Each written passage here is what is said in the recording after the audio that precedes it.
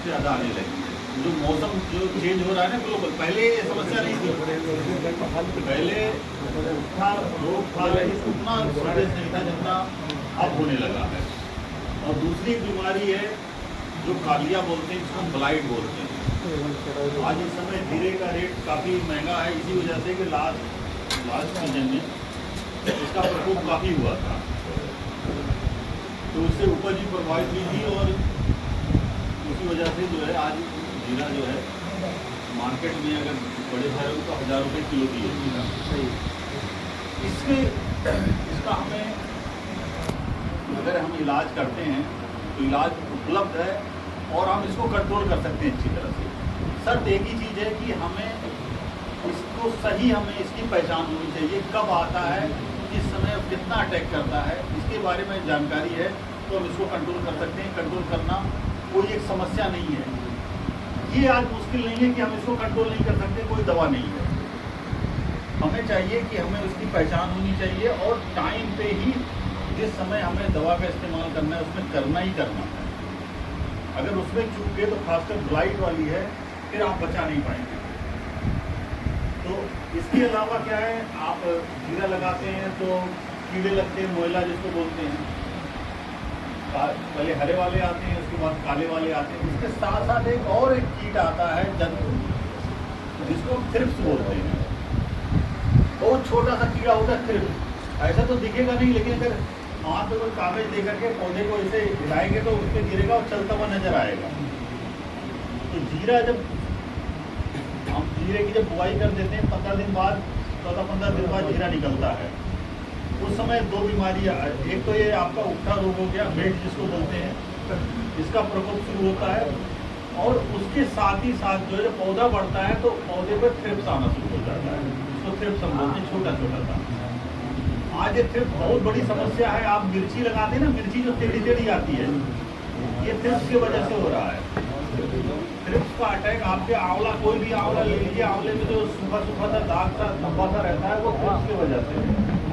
ये भी एक ऐसा कीट है कि आने वाले समय में ये माना जा रहा है कि अगर हम इसको सही से कंट्रोल नहीं किए तो वही तरह से ये फैल जाएगा जिस तरह से जो कपास वाली सुंडी थी, जो है कपास में लगती है हेलियोसिस जो है, अब तो उसका इलाज हो गया, बीटी आ गया, अब तो समस्या नहीं है। लेकिन ये बढ़ रही है बहुत ज़्यादा। पिछले साल दक्षिण भारत में जो मिर्ची होती है उसकी फसल आधी खराब हो गई थी इसी वजह से, थ्रिप्स की वजह से। हम लोग नोटिस नहीं करते हैं, लेकिन जो भी यहाँ पर तमाम वाइल्ड प्लांट हैं उस पर ये उस सीजन में उस पर भी रहता है। तो वाइल्ड पर तो ज़्यादा वो नहीं करता, कीकर वाले प्लांट हो गए जो है सबसे थ्रिप्स का अटैक होता है उस पर रहता है। उससे फिर हमारी फसल पे आता है, जीरे पे। जीरे पे जितनी मसाला फसलें हैं यहाँ पर जीरे में सबसे ज़्यादा उसका अटैक होता है। ये दोनों जो है उठा रोग और थ्रिप्स, ये नवंबर से लेकर के 60 से 70 दिन तक ये ऐसे पीक बढ़ते हैं जो है। फिर उसके बाद जब वो मोयला आ जाता है, मोयले का प्रकोप शुरू होता है, तब इनकी संख्या कम होनी शुरू होती है। लेकिन उठा जो है ये 60 से 70 दिन तक बढ़ता है, ये आखिरी तक रहता है, लेकिन उसके बाद कम हो जाता है। उसके बाद दूसरी बीमारी आनी शुरू होती है। जब पौधा थोड़ा 2 महीने का हो जाता है, थोड़ा सा मजबूत हो जाता है, तब उसमें उठा रोग की समस्या कम हो जाती है। फिर उसके बाद है ब्लाइट। ये बहुत ही गंभीर समस्या है जिसकी वजह से पिछली साल काफ़ी ज़्यादा नुकसान हुआ है। तो इसके बारे में हमें जानना बहुत जरूरी है। ये एक ऐसा फंगस बैक्टीरिया तो आप जानते होंगे जो है, ये हवा के द्वारा फैलता है, एयरबॉर्न होता है और बहुत तेज़ी से फैलता है। आप ये समझ लीजिए कि अगर यहाँ से 100 किलोमीटर दूर कहीं का प्रकोप है तो 2-3 दिन में इस एरिया में आ जाएगा। और छोटे छोटे इसके स्पोर है पौधे पे आ जाते हैं, और जो पौधे पे जब आके बढ़ना शुरू करते हैं तो इनके अंदर एक रसायन निकलता है जिससे पौधे की पत्ती जल जाती है। काली जिससे लगता है कि आग लगा दी गई, जल जाती है, उसी को हम जो जल जाता है उसको लोकल कालिया बोलते हैं, ब्लाइट। तो इसके लिए भी हमें सचेत रहना। और ये फैलता कब है, जब बादल हो जाता है, मौसम बारिश का हो जाए, वो सबसे आइडियल कंडीशन रहती है इसके फैलने की। इसका बचाव क्या है? हाँ, ये इसका जो स्पोर है वो सभी जगह है, लेकिन जब परिस्थितियाँ अच्छी हो जाती हैं तो अपने आप में फैलने लगता है तेजी से। तो वो हमें याद रखना है कि पहले तो है कि 60 दिन के बाद हमें इसको ध्यान रखना चाहिए कि कभी भी प्रकोप इसका हो सकता है। जो हमारे यहाँ डाटा है पिछले 10-15 साल का, उसके देखते हैं कि शुरू में इसका प्रकोप होता है ब्रीड का उल्टा रोग, उसके बाद 60 दिन के बाद हमें सचेत रहना चाहिए कि कोई भी मौसम में बदलाव आए अगर आ रहा है तो हमें उसके लिए प्रिवेंटिव स्प्रे जो है पहले से हमें उसमें अगर दवा डाल देंगे तो बच जाएगा। अगर प्रकोप हो गया है उसी समय दवा डालें तो आप बचा पाएंगे। अगर ये सोचते हैं प्रकोप अगर उसका हो गया है हम 3 दिन बाद दवा डालेंगे तो आपका दवा का पैसा भी बर्बाद हो जाएगा और फसल भी नहीं बचेगी, जल जाएगी। ये बीमारी इसी वजह से जो है इतनी खतरनाक है। बहुत सी बीमारी पत्ते बहुत ही धब्बे आते हैं, जो है पाउडरी मिल्ड्यू होती है, जो पाउडर सा बन जाता है, ये तो धीरे धीरे करके बनता है, बाद में हम दवा डाल के इसको बचा लेते हैं। लेकिन इसमें इसके साथ यही एक कारण है कि इतना तेजी से फैलता है कि हम बचा नहीं पाते हैं। हमारे पास किसान आते हैं, हमने दवा डाल दी, ये डाल दी, 10,000 की दवा डाल दी, 5,000 की, लेकिन कोई फायदा नहीं हुआ, जल गया। तो सही समय पर नहीं डाली। ऐसा नहीं कि सब चीज़ गलत ही है, मार्केट में भी गलत मिल रहा है, गलत नहीं है, सही समय पर दवा का इस्तेमाल नहीं किया। तो मौसम का बदलाव है, इसके हमें ध्यान रखना है कि जैसे बादल या कुछ मौसम है हमें पहले से प्रिवेंटिव स्प्रे कर देना चाहिए उसके बारे में, कि जैसे हम उसको कंट्रोल कर लें। अब हम इसके क्या क्या चीज़ कर सकते हैं इसके बारे में बताऊँगा। शुरू में हम उल्टा रोग के नियंत्रण के लिए 2 तरह की दवा कर सकते हैं। एक तो जो रसायन वाली दवा है जो हमारे बाजार में उपलब्ध है, और दूसरी दवा है जिसको हम बायोजेंट बोलते हैं, जिसमें रसायन नहीं होता, जो प्राकृतिक खेती, ऑर्गेनिक खेती के लिए सबसे अच्छी है।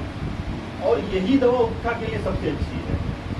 उक्ठा का प्रकोप लगातार होता रहता है, 60 दिन तक तो रहता है, उसके बाद भी बढ़ता रहता है। हमारा जो रसायन है उसके जो हम उसके बीज उपचार करते हैं या डालते हैं, उसकी इफेक्टिविटी 20-25 दिन रहती है, उसके बाद वो खत्म। लेकिन ये जो होता है, जो जिसको हम ट्राइकोडर्मा बोलते हैं, शायद नाम सुना होगा, एक ट्राइकोडर्मा होता है, ये एक जीवाणु और फंगस है जो बीमारी पैदा करने वाली उल्टा बीमारी फैलाता है, उसको खा के जिंदा रहता है, उसको खाता है।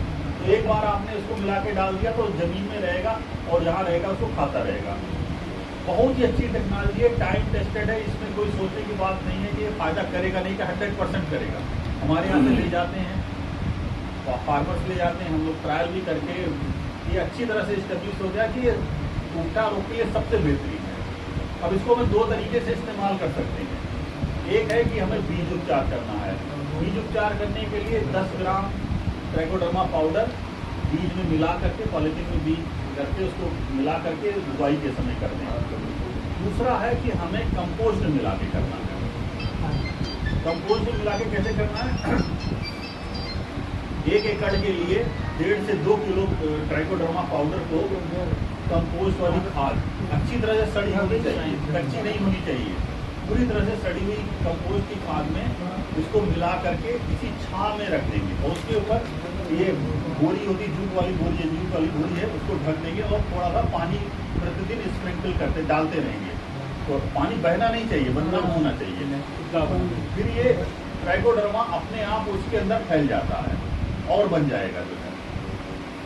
तो कम से कम 10 दिन तक हमें रखना है, 10 से 15 दिन के अंदर ये पूरी तरह से उसके अंदर। फिर हम जब बुआई करते हैं तो बीज उपचार के लिए आप एक बार ट्राइकोडर्मा लेके आइए, थोड़ा सा रख लीजिए। उपचार की तो बहुत ही कम लगता है, 10 ग्राम 1 किलो में, एक पेयर में तो 10 किलो लगता है, तो मुश्किल से थोड़ा सा ही जरूरत होती। बाकी को कंपोस्ट आदि मिला के रख लीजिए और बुआई के समय आप इसका छिड़काव कीजिए, कंपोस्ट वाली जो ट्राइकोडर्मा वाला खाद है और साथ में बीज उपचार। लेकिन उसको डाल के मिला देना है। पानी तो हालांकि लगाते हैं, जैसे जीरे में तो आप बुआई के बाद तुरंत पानी लगाते हैं। एक सावधानी रखनी है, इसको जब हमें बुआई करनी उसी समय खेत के अंदर डालना है। अगर आप डाल करके 1-2 दिन छोड़ दिए तो धूप से वो मर जाएंगे, क्योंकि ये जिंदा जीव है, जिंदा जीव बैक्टीरिया फंगस ये जिंदा जीव है। इसके लिए उसको मिट्टी में मिलाना जरूरी है। तो मिलाने के लिए जब आप बुआई करते हैं उसी समय आप डालिए, उसी समय उसको डालिए और बीज उपचार करिए और करके आप पानी लगाइए। इससे आपका जो उगता रोग है ये परमानेंट इलाज आपका हो जाएगा, सस्ता अच्छा इलाज हो जाएगा। और ICR में क्या है? ICR, QG कार्ड ट्राइकोडर्मा का ही एक मतलब जो है आप ये कह सकते हैं उसी एक वैरायटी कह सकते हैं, किस्म कह सकते हैं। जैसे अलग अलग किस्म होती है ना, जीरे में अलग अलग किस्म होती है, हम बाजरी में अलग किस्म होती है, सर एक किस्म है जो है कहते वो एक स्ट्रेन है, वो अलग से निकाला गया जो ये बताया है कि उसमें काफ़ी इफेक्टिव होता है जो है एक तरह से किस समझ है वो भी ट्राइकोडर्मा ही है। ट्राइकोडर्मा से आई है। हाँ ट्राइकोडर्मा ही है, ट्राइकोडर्मा उसी कारण उसका नाम दिया गया है, उसी का नाम दिया है वो ट्राइकोडर्मा ही है। उसको भी इस्तेमाल किया हमारे यहाँ जो ट्राइकोडर्मा है, हम लोगों ने इसको ट्राइकोडर्मा को जीरे के पौधे के जड़ के पास से आइसोलेट करके निकाला। हमारा जो ट्राइकोडर्मा है वो स्पेशली बीजे मसाला के लिए सबसे ज़्यादा इफेक्टिव है, क्योंकि बीजे मसाला जो बीजी कारण है दूसरे फसल के जड़ के पास से जमीन से निकाला गया। हमने जो यहाँ पे ट्राइकोडर्मा हम बनाते हैं वो हमारा खुद का स्ट्रेन है, हमने खुद जीरे की जहाँ फसल होती है वहाँ पे जो पाए जाते हैं उनसे निकाला है, मतलब जीवाणु, इससे इलाज कर सकते हैं। अगर केमिकल करना चाहते हैं, दोनों हम ऑप्शन बता रहे हैं, अगर केमिकल करना चाहते हैं तो मैंको जब आता है एक दवा और दूसरी आती है कार्बाइडेजिन, जो बेविस्टीन नाम से आप अच्छी तरह जानते हैं, तो उसका कर सकते हैं 2 ग्राम आप मैंकोजेब ले सकते हैं, 1 ग्राम कार्बाइडेजिन ले सकते हैं, दोनों को मिला करके बीज उपचार करके लगा सकते हैं।